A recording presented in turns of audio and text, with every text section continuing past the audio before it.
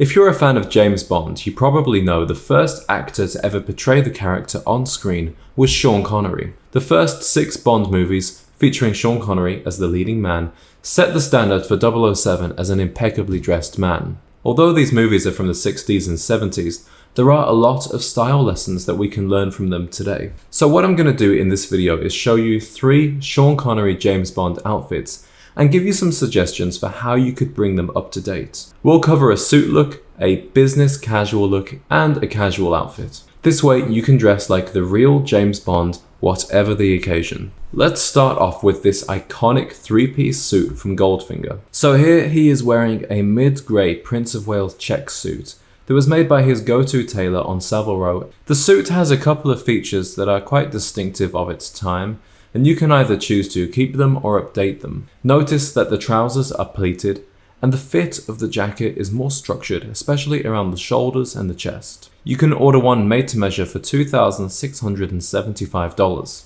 Considering that Tom Ford, who makes the suits for James Bond today, charges over $4,000 for just a ready-to-wear suit, I think actually that price is fairly reasonable. But like all my videos, I want to give you guys an affordable alternative. It's going to be very hard to replicate this suit anywhere off the rack, but we can come close to recreating the overall aesthetic. Check out this mid-grey houndstooth suit by Suit Supply for $929. So the pattern here is slightly different, but what's important is it does have some kind of subtle pattern that creates more visual intrigue than if it were just plain grey. The waistcoat here is double-breasted and it does not feature lapels like the original single-breasted Anthony Sinclair one. But I think this change in detailing brings it more up to date. So if you wear this suit with the same nonchalance that Sean Connery did, I think it would be an excellent way to pay tribute to this Goldfinger outfit. Underneath, Connery is wearing a white dress shirt with French cuffs. Now, Connery's signature style of cuff was the cocktail cuff,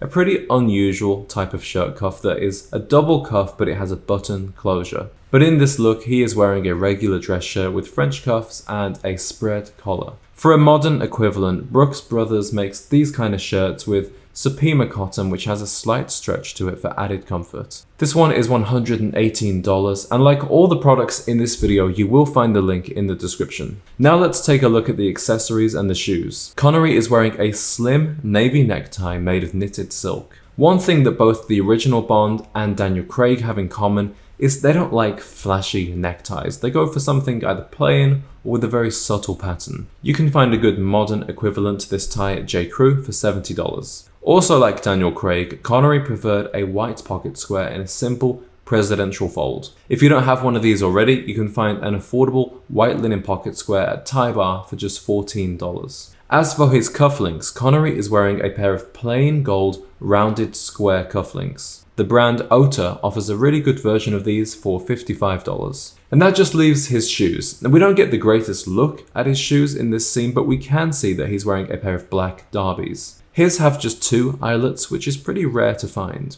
What's more contemporary is to have 3 eyelets, like the $730 Highbury model by Crockett & Jones, which is also worn by Daniel Craig. As you know guys, I don't normally talk about socks in these outfit videos, but in this case, Sean Connery's choice is quite important. He's wearing a pair of charcoal grey ribbed socks, and that helps transition the look from the grey of the suit to the black of the shoes. This pair from Sunspell are $38 and they're made of merino wool, which has odor resistance properties. On his wrist, it's not his usual Rolex Submariner. In fact, it's a Gruen Precision dress watch, which is very of its time. And you can actually find these on the vintage market for less than $1,000. For a modern alternative, check out this one by Orient. So that's our first Sean Connery outfit brought up to date. I think we've done a nice job of modernizing this one just by altering the fit of the suit a little bit and bringing in that shirt which has the stretch fabric for a little extra comfort. And as for the accessories and the shoes, I think it's here that Connery's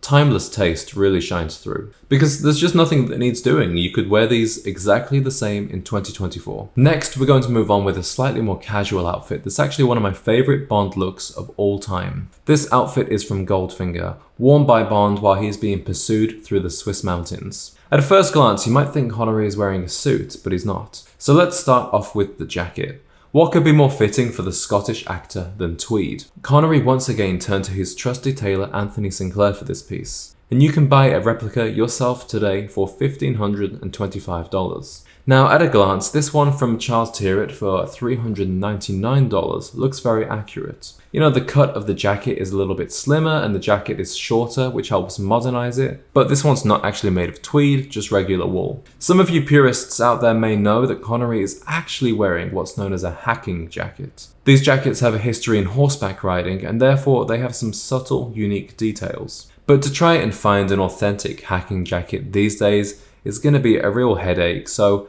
I would just go with something that creates the same aesthetic and 99.9% of people will never be able to tell the difference. Connery is wearing a pair of twill pants that are a very slightly different shade to the jacket. Notice that these pants have flat fronts instead of pleats, and they have side adjusters instead of belt loops. These pants can also be bought from Anthony Sinclair for $775. But for a cheaper alternative, I really like this pair by Reese. Continuing with the brown theme, Connery is wearing another knitted necktie in this outfit. To wear it yourself, check out this beautiful tobacco one by Ota, a handmade tie for just $50. In this outfit, Connery is wearing another white double cuff shirt, and this time his cufflinks are rose gold in a oblong shape. This design can be surprisingly hard to find, but Ota have this pair for $55. And the shoes, so Connery is making quite an interesting footwear choice here. He's wearing a pair of Derbies again, but this time they are in brown suede. They're much like the ones that you can find here at Suit Supply for $349. On his wrist, Connery is wearing his trusty Rolex Submariner, which he wore throughout the early Bond films with a few different strap configurations. This time he's wearing a black, red and olive RAF NATO strap with his Submariner, the likes of which you can get on Amazon for about $15. And as for the watch itself, I have an affordable alternative for you. I really like this Citizen ProMaster for $475. Alright, it was getting a little bit sunny, so I had to close the blinds, but that is our second Bond outfit complete. To bring this one up to date, I chose a jacket with a more modern cut. But overall, this is a very timeless look and it works beautifully in autumn and winter. Now we come to the third and by far the most casual outfit. This is what he wore in Thunderball in the Bahamas. I was actually just watching this movie last night, so he's wearing a blue and white striped short sleeve shirt, a pair of white linen pants and sandals. You could say that Sean Connery was ahead of the old money trend by about 50 years with this outfit. Starting off with the shirt, it's my understanding that Connery's was made by Turnbull and Asser. Oliver Brown, which makes a lot of the clothes for the recent James Bond movies, did come out with a replica of this shirt, but it has sadly sold out. What's important here is to get the stripes right and then the short sleeves and the collar. I found this one at Abercrombie & Fitch for just $36. Bear in mind, I'm filming this in the middle of winter and you're probably going to have more luck trying to find a shirt like this in the summer. Next, the linen pants. These have a flat front and no break, which makes them very modern looking. Mango has this pair of 100% linen pants that fit the bill perfectly for just $45.99. And they're going to go great with the sandals that I'm about to show you. Now, I'm not normally one to advocate for wearing sandals, but you know, I think Connery pulls it off here. And if you can't wear sandals in the Bahamas, then where can you wear them? Now, I can't tell you how much I despise Birkenstocks and everything they stand for. So let's just get this out of the way. Oh God, it burns. Okay, so now that's done. Here, Connery is wearing a one-of-a-kind Top Time Breitling. This one, a little bit of a fun fact, it has a Geiger counter built in so that he knows when he's close to the atomic bombs that he has to recover in the movie. It's quite a strange, gadgety looking watch due to the modifications. So for an affordable alternative, I would recommend the Belova Marine Star. I've spoken about this watch in the past and it has a beautiful nautical aesthetic that I think would look great anytime you're near the water. Gentlemen, I hope you have enjoyed taking a refreshed look at Sean Connery's James Bond outfits. If you wanted to replicate these looks exactly, that's totally possible, but this was more about my interpretation of how we might have worn them today. I know a lot of you guys say Sean Connery is your favourite Bond, and he's mine too, up there with Daniel Craig. Speaking of Daniel Craig, I have a video for you if you've enjoyed this one. Check out my guide to Daniel Craig's James Bond style on a budget. Just like this video, I break down 3 outfits and I'll tell you the exact pieces that I would recommend depending on your price range. I hope you guys like this video. I'll be back with another one tomorrow, so